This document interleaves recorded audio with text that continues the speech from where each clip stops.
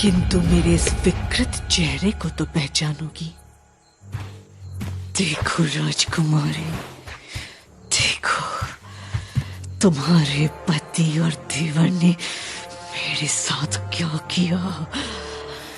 नहीं शूर्पणखा, ये तुमने अपने साथ किया है। वो दोनों तो बस मेरी रक्षा कर अपना धर्म निभा रहे थे। क्या तुम्हारा परिवार तुम्हारे लिए ये नहीं करता? पर आज वो दोनों यहाँ नहीं, कौन करेगा तुम्हारी रक्षा? भाग्यवान हो कि तुम मेरे समान कुरूप नहीं होती तो क्या तुम्हारा पति तुम्हें इतने प्यार से देखता जैसे अब देखता है? ये सीधी नाक, कोमल कान, इन्हें काटते हुए मुझे सावधान रहना होगा। कहीं तुम कष्ट से हिली और मेरा हाथ फिसल गया तो तुम्हारा जीवित रहना आवश्यक है राजकुमारी, क्योंकि देखना चाहती हूँ कि ऐसे घिनौने चेहरे के साथ राम तुम्हें अपनाता है या नहीं। तुमने राम को पाना तो चाहा, पर उन्हें जाना नहीं। हम सब केवल ये शरीर नहीं शूर्पणखा, सुंदर से सुंदर शरीर समय के सामने घुटने टेक देता है। त्वचा मुरझा जाती है, हड्डियां खोखली हो जाती हैं।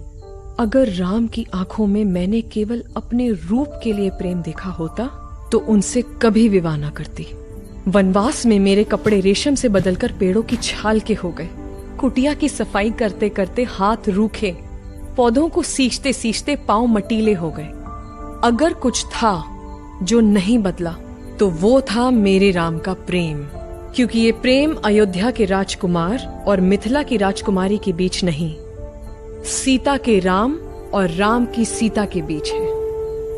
ये देह तो एक दिन चिता की अग्नि में भस्म हो जानी है। जो शाश्वत है वो है हमारा प्रेम। झूठ! पुरुष स्वार्थी होता है, अहंकारी होता है।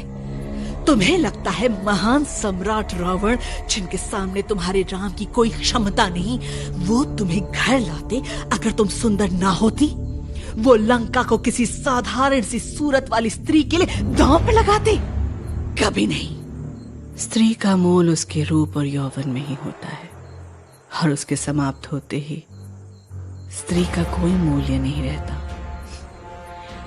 रहता ना। यही तो सिखाया गया है हमें।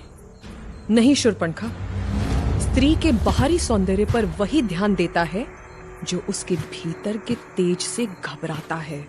जो तुम इस घाव से पहले थी, आज भी वही हो। कौन है वहां?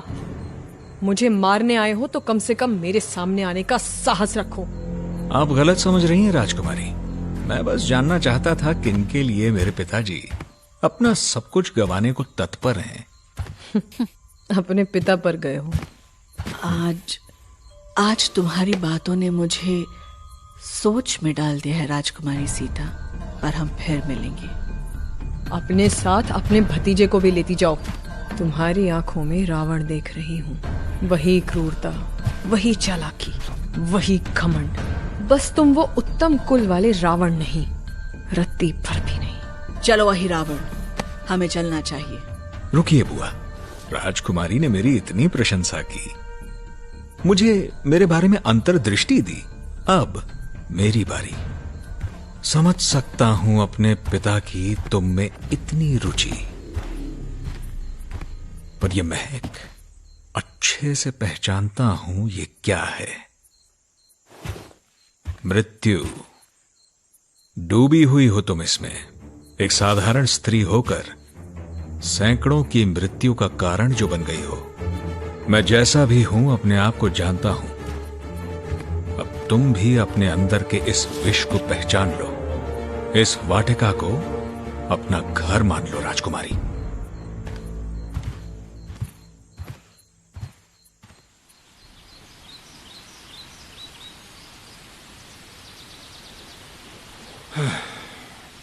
कहाँ है वो?